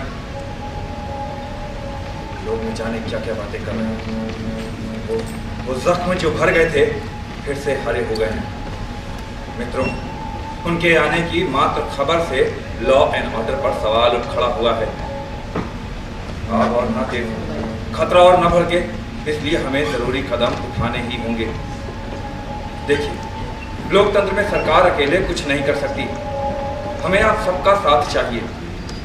हम जानते हैं कि गांधी जी को लेकर हमारे बीच काफ़ी मतभेद हैं, मगर देश की शांति के लिए हम सबको एक होना ज़रूरी है। आज की मीटिंग भी इसीलिए बुलाई गई है कि लॉ एंड ऑर्डर को मद्देनज़र रखते हुए पूरा बंदोबस्त करना है। आज की मीटिंग में एक खास व्यवस्था भी की गई है, आप सब खुलकर अपनी बात कह सकें, इसलिए हर एक नेता को एक स्पीकर दिया गया है जो बोलेगा। ये इसलिए किया गया है क्योंकि हम सब एक दूसरे की आवाज़ को जानते हैं, एक दूसरे की विचारधारा को जानते हैं। ये इसलिए भी किया गया है क्योंकि दीवारों पे कान होते हैं। दूसरी बात, आप सब खुलकर अपनी बात कह सकें पर चेहरा दिखाई ना दे, इसलिए रोशनी का भी खास इंतजाम किया गया है और वोटिंग टॉर्च के जरिए होगी। टॉर्च आप सबके बगल में है।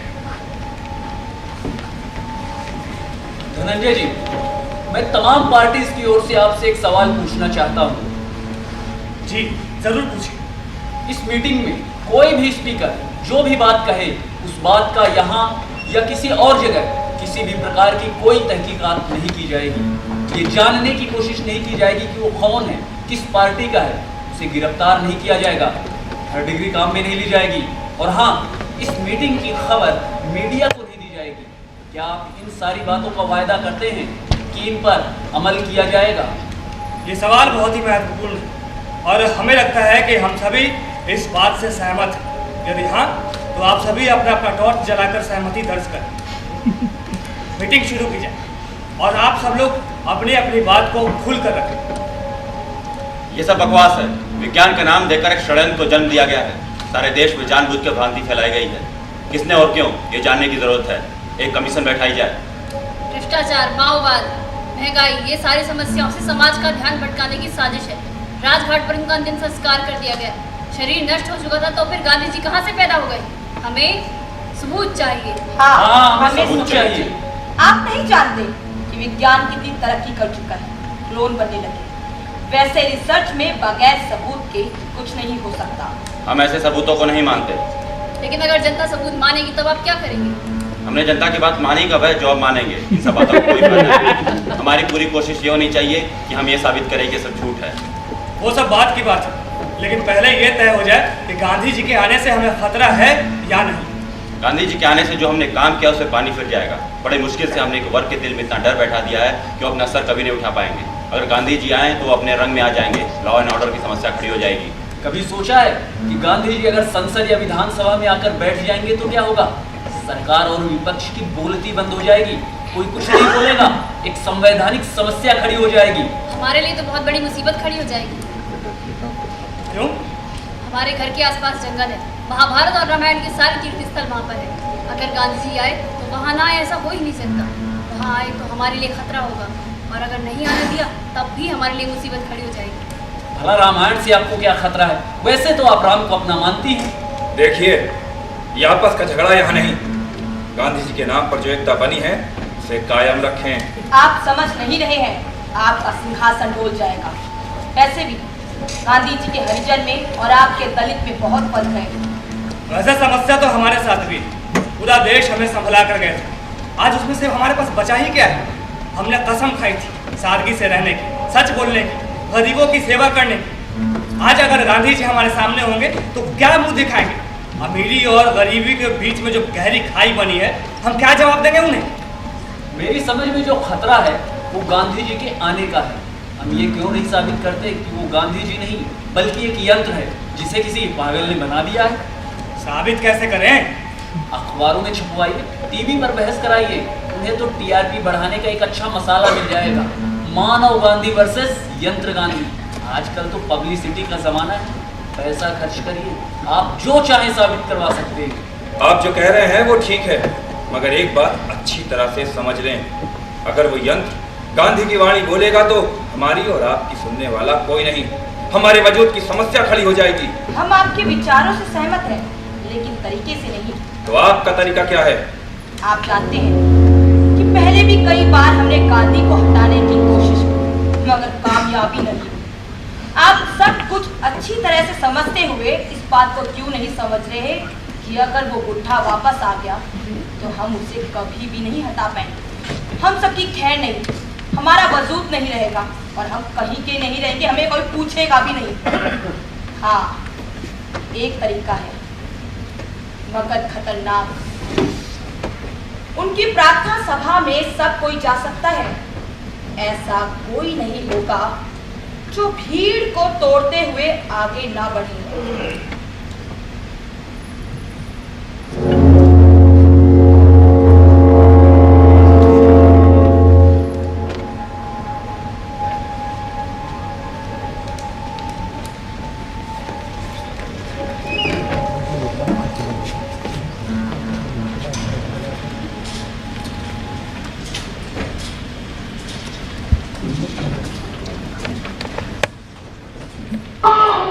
आपसे बाकी है, मैं साबित कर दूंगा हिंदू को और मुसलमानों को वहां के दिलों में बसता है और वो कहीं और नहीं होता, और उसी के खिलाफ हमें सारी लड़ाई करनी है।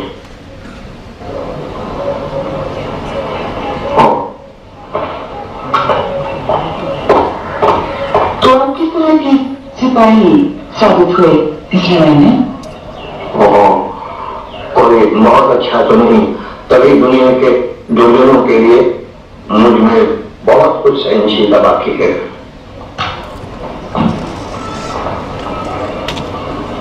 सरदार, पंडित जी से कहिए और कहे मुझ पर भी सोचा है।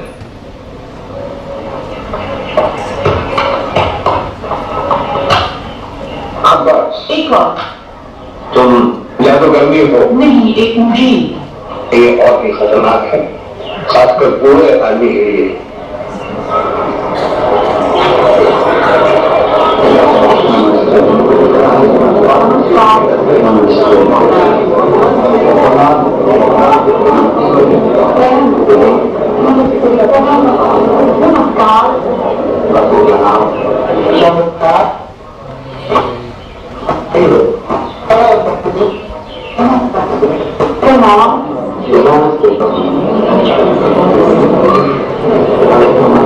भाई बापू को प्रार्थना के लिए देर हुई।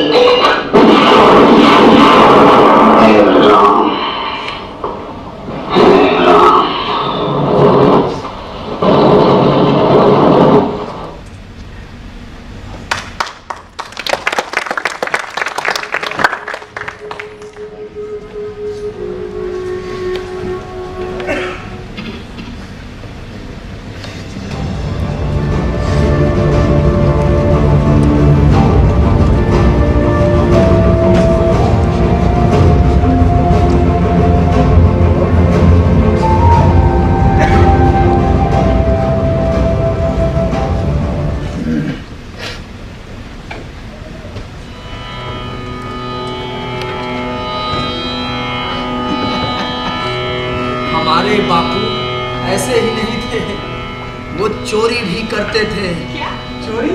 हाँ, पहले चोरी करते थे, फिर उसका प्रायश्चित। एक वाकया है उनका, सुनाता हूँ। सुनाइए। अपने एक रिश्तेदार के साथ मुझे बीड़ी पीने की आदत लगी। हमारे पास पैसे नहीं थे, हम दोनों में से किसी को ये ख्याल तो नहीं था कि बीड़ी पीने में कोई फायदा है अथवा गंध में आनंद है, पर हमें लगा सिर्फ धुआं उड़ाने में ही कुछ मजा है। मेरे काका जी को बीड़ी पीने की आदत थी, उन्हें और दूसरों को धुआं उड़ाते देखकर हमें भी बीड़ी फूंकने की इच्छा हुई।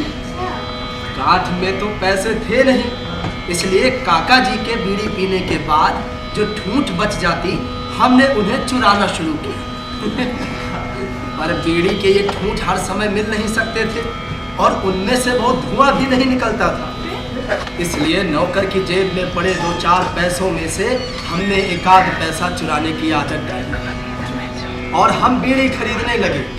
पर सवाल पैदा हुआ कि उसे संभाल कर रखे कहाँ। हम जानते थे कि बड़ों को देखते हुए बीड़ी पी नहीं सकते। जैसे तैसे 2-4 पैसे चुरा कर कुछ हफ्ते काम चलाया। इसी बीच सुना एक प्रकार का पौधा है जिसके डंठल बीड़ी की तरह जलते हैं और फूके जा सकते हैं। हमने उन्हें प्राप्त किया और फूकने लगी। बाबा, सच्चाई और सादगी थी। गांधी जी में सच्चाई और सादगी तो थी, मगर बचपन से ही वो बहुत शरारती भी थे। बेटा, अब बहुत समय हो गया, तुम लोग जाओ, आराम करो। प्रणाम बाबा, खुश रहो। बाबा, कल कितने समय आ रहे हैं? बेटा, सुबह आ जाओ। बाबा, ध्यान रखना।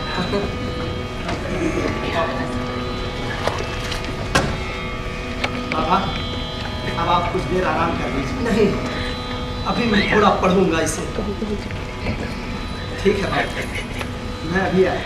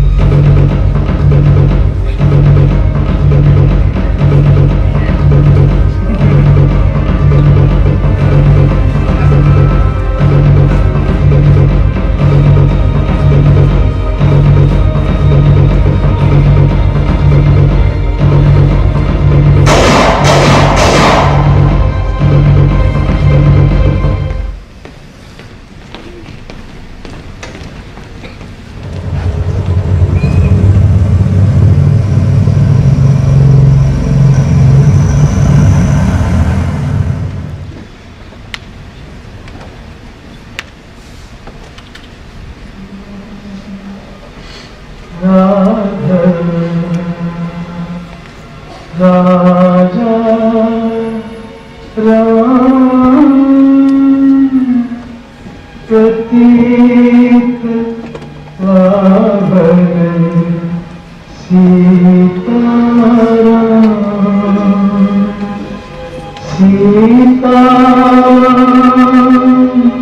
सीताराम भज प्यारे तू सीताराम रघुपति राघव राजा राम अतीत पावन।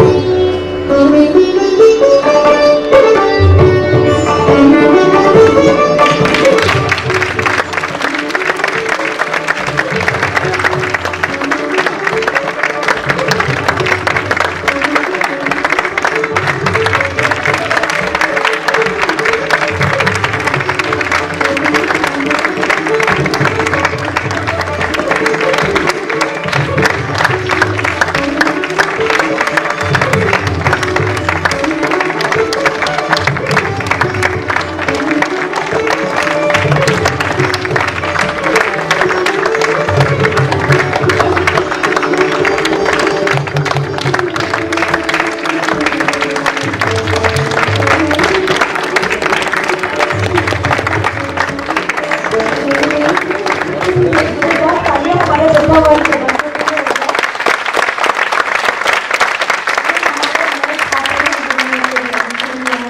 और मुझे बहुत फख्र है कि हमारे बीच जो हमारे माननीय अध्यक्ष महोदय आए हैं। जाहिर सी बात है, जब परिवार का मुखिया जैसा होता है और जो हमारा सबसे बड़ा होता है, उसके आशीर्वाद और उसके दृष्टिकोण का हम पालन करते हैं और उनका ही ये आदेश था और ये हम लोग इस तरह की चीजें कर रहे हैं। हमारे प्रथम वर्ष के बच्चों ने जो आज आपके सामने किया वो तो सामने मैं मनोज शर्मा को बुलाना चाहूंगी। मनोज शर्मा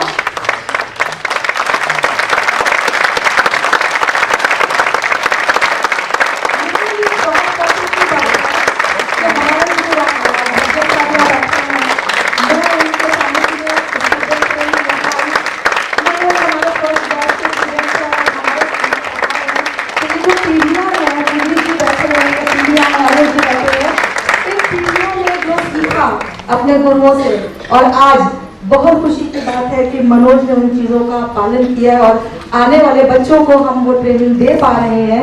शायद इस बात के लिए मुझे अपने एकेडमी में होने का और अपने परिवार में अध्यक्ष महोदय जी श्री रविशंकर खरे जी के होने का बहुत गर्व है और मुझे पूरी उम्मीद है कि उनके छत्र छाया में अब हमारी अकादमी और तरक्की करेगी और ही बहुत सुंदर सुंदर सार गर्भित नाटक आपको देखने को मिलेंगे। मैं माननीय अध्यक्ष महोदय को मंच पर बुलाना चाहूंगी कि वो हमारे छोटे लेकिन बड़े से निर्देशक का सम्मान करें।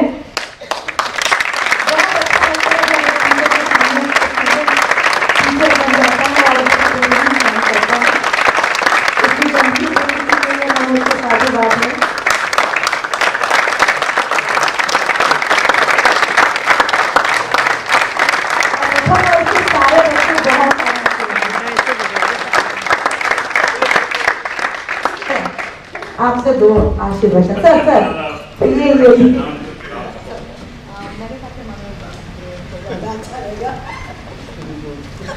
मैं तो ऐसा अभिभूत हूँ इन बच्चों से ये नाटक देख करके और मनोज जी का वाकई ये पहला हमारे से मैं देख रहा हूँ इन्होंने पूरा तैयार करवाया, बहुत ही बढ़िया ट्रेन किया इन्होंने और थीम भी बहुत अच्छी थी। आपने चुना जो थीम का वो भी बहुत अच्छा था और लड़कों ने सब्जेक्ट बहुत बढ़िया थी, मतलब तो कमाल कर गए।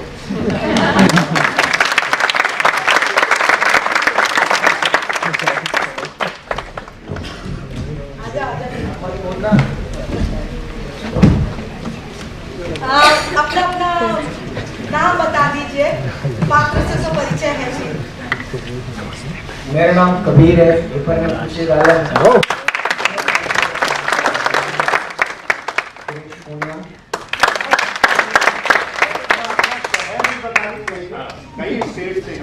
सुरेश पूनिया, राजस्थान बीकानेर।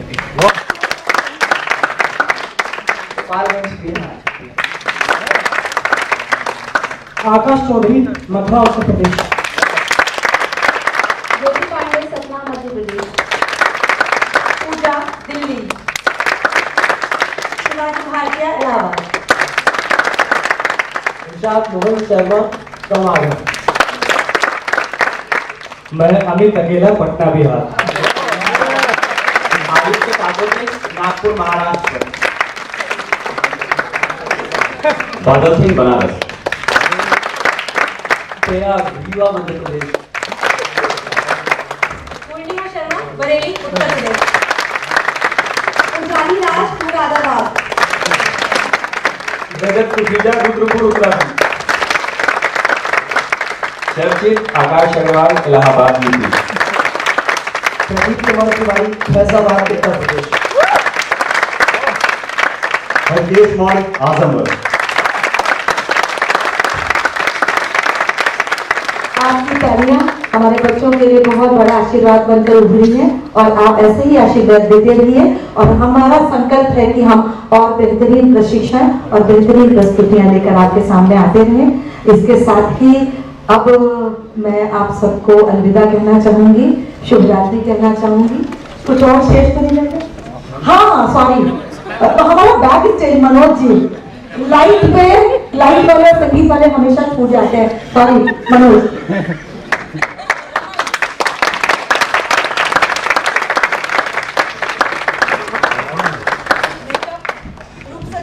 संदीप सत्या, सतीश कुमार चौरसी और लास्ट पर है देवाशीष मिश्रा और विनय कुमार मिश्रा। संगीत और ध्वनि प्रभाव जो आपने सुना वो अच्छा ही है। फर्स्ट ईयर का रमन, ये सारे बैक स्टेज वगैरह जिन बच्चों ने किया था, सारे डिजाइनिंग सब कुछ ही और अब इस परिवार की आखिरी श्रृंखला हमारे अकेडमी के निदेशक श्री रमेश चंद्र गुप्ता जी यहाँ बैठे हुए हैं और मैं चाहूंगी कि इस सभा का समापन करें और धन्यवाद ज्ञापन करें। रमेश चंद्र गुप्ता जी।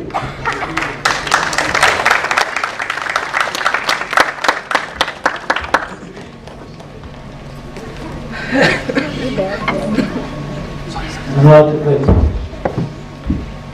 हमारे अकादमी के माननीय अध्यक्ष रविशंकर जी, हमारे बीच में भाटिया साहब बैठे हैं, पुनीत जी बैठे हैं, मैं सभी को धन्यवाद देता हूँ। उसके साथ ही मैं अपने छात्रों को बहुत बहुत साधुवाद देता हूँ और मनोज जी ने तो कमाल किया और उनको बहुत बहुत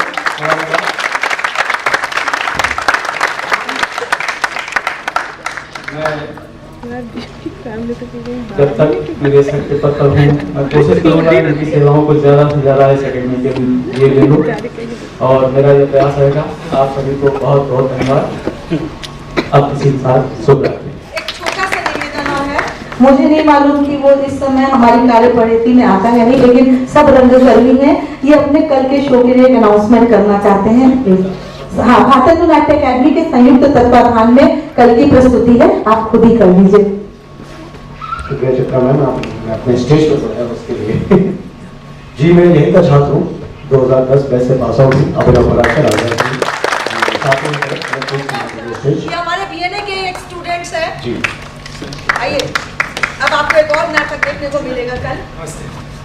गुड इवनिंग, प्रणाम, आदाब और सत श्री अकाल। सब लोगों को अभिनंदन करता हूँ, अध्यक्ष महोदय को और डायरेक्टर साहब को प्रणाम करता हूँ, नमस्कार करता हूँ। शंकर श्रेष्ठ फाउंडेशन और बीएनए के साथ और अभिनय थिएटर ग्रुप हम लोगों ने संयुक्त तत्वावधान में एक नाटक आप लोगों के सामने लाने का प्रयास किया है और वो कल है यहाँ पर 6:30 बजे।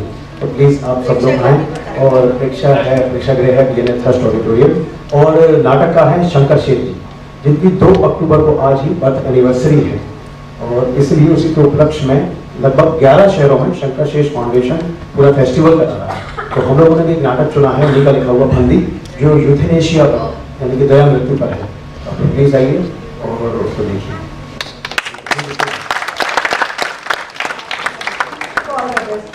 आप सबका बहुत बहुत शुक्रिया, शुभ रात्रि और आभार।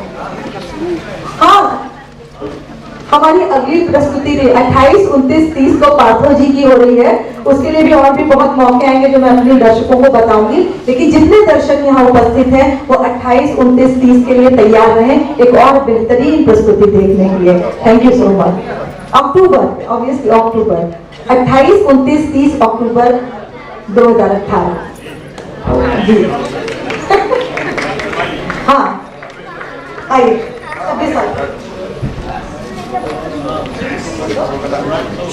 26 अक्टूबर को चित्रंजन त्रिपाठी के निर्देशन में सम्राट अशोक भी देखने को मिलेगा आपको, इसी प्रेक्षागृह में।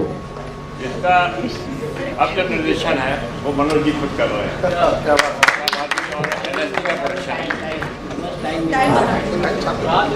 7 बजे से हुई है, 7 बजे से 26 अक्टूबर याद रखिए, सम्राट अशोक में